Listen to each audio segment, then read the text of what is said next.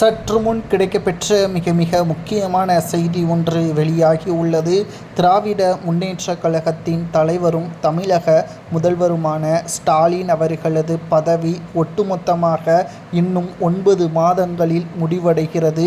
2026 சட்டசபை தேர்தலில் திமுக வெற்றியடைவது கடினம்தான் என்ற தகவலும் எதிர்க்கட்சி தலைவர் எடப்பாடி பழனிசாமி அவர்கள் அரசியல் சுற்றுப்பயணம் மேற்கொள்ளக்கூடிய நிலையில் திமுகவிற்கு எதிராக ஒரே அணியில் அதிமுக கூட்டணியில் விஜய் அவர்கள் இணைந்துவிட்டால் நிச்சயம் திமுகவின் கதை முடிந்துவிடும்.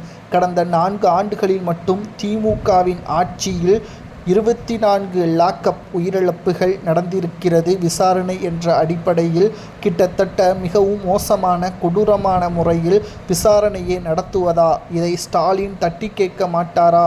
பொதுவெளியில் வந்தால் மன்னிப்பு கேட்டுவிட்டு நன்கொடை வழங்கிவிட்டால் எல்லாம் சரியாகிவிடுமா என்று கிட்டத்தட்ட எதிர்க்கட்சி தலைவர், ஒட்டுமொத்த அரசியல் கட்சி தலைவர்களும் நிர்வாகிகளும் எதிர்ப்புகளை தெரிவித்து வரக்கூடிய நிலையில் மக்களும் அரசியல் என்ன என்பது புரிந்துவிட்டது.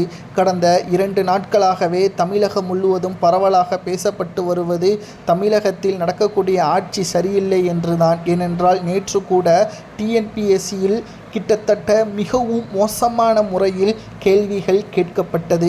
தமிழில் 80% கடினமான, அதாவது புத்தகத்தில் இருந்து கேட்கப்பட்டால் அது கடினம் என்று கூறலாம்.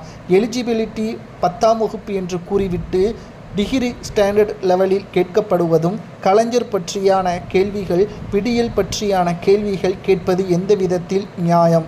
இது மட்டுமல்ல, ஐஏஎஸ் தேர்வுகள் போலவே இந்த குரூப் 4 தேர்வு நடத்தப்பட்டதாகவும் கேட்கப்பட்ட ஒவ்வொரு கேள்விகளும் மக்களை திணறக்கூடிய வகையில் அமைந்திருக்கிறது என்ற தகவலை போட்டியாளர்கள் தெரிவித்திருக்கிறார்கள். ஏனென்றால் நேற்று கண்ணீர் மல்க பலரும் குற்றச்சாட்டுகளை முன்வைத்திருக்கிறார்கள். 10ஆம் வகுப்பு என்று கூறிவிட்டு இப்படி கேட்பது சரிதானா? ஏனென்றால் நாங்கள் எதை படிக்கோம் என்பது எங்களுக்கு தெரிந்த பிறகுதான் நாங்கள் அதை படிப்பதற்கான தயாராகிறோம். ஆனால் கொஸ்டின்கள் இப்படி கேட்கப்படுவது நிச்சயம் மன உளைச்சல் ஏற்படுவதாகவும் எங்களது கனவு ஒட்டுமொத்தமாக பறிபோகிவிட்டது என்றும் பலரும் கூறி வருகிறார்கள். நிச்சயமாக இதை எதிர்கொள்வது கடினம்தான். 2026 சட்டசபை தேர்தலில் எங்களது ஒட்டுமொத்த ஓட்டுகளும் திமுகவிற்கு எதிராகத்தான் இருக்கும் என்று போட்டியாளர்களும் கூறி வருகிறார்கள். தமிழகத்தில் 3 முறை தற்பொழுது எதிர்ப்புகள் கிளம்பிவிட்டது. ஒரு பக்கம் அரசியல் கட்சி தலைவர்கள், மறுபக்கம் சாமானிய மக்கள், மறுபக்கம் போட்டித் தேர்வுக்கு தயாராகக்கூடிய மாணவ செல்வங்கள், இவர்கள் அனைவரும் ஒன்று சேர்ந்தால் திமுகவின் ஆட்சிக்கு கேள்விக்குறி என்ற தகவலும்